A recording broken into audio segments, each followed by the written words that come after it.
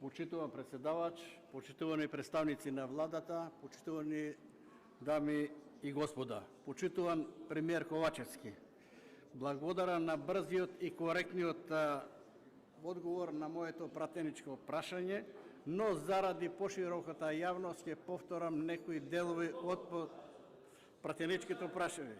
Како што знаете, дел од моите немам намера дополнително, моите пратенички прашања се за некои феномени кои се случуваат во оваа држава.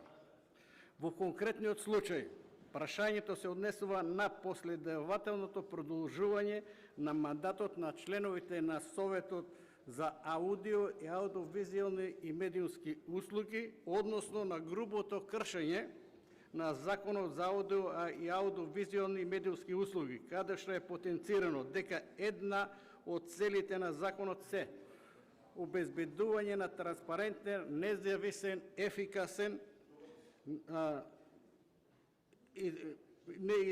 транспарентно и независно и ефикасно отчетно регулаторно тело во областа на аудиото и аудиовизуелните и медиумски услуги и членовите на Советот се именуваат со мандат од 7 години, а според став 2 членовите на Советот на Агенцијата не можат да бидат повторно именувани.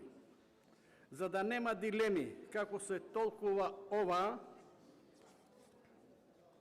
одредбите од Законот за изменување и дополнување на оваа одредба дополнете став 2 од членот 15 со одредба која јасно упатува не само да не може да бидат повторно именувани, туку забранува повторно, последователно и непоследователно именување. Според тоа, не можат по било кој основа да вршат оваа функција подолго од 7 години.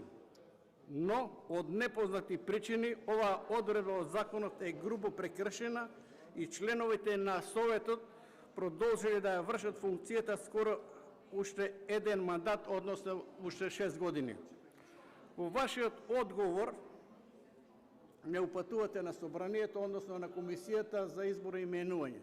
И треба да признаеме сите, не само владата, ние во Собранието, а особено опозицијата, која долго време го обструираше донесувањето на законот, као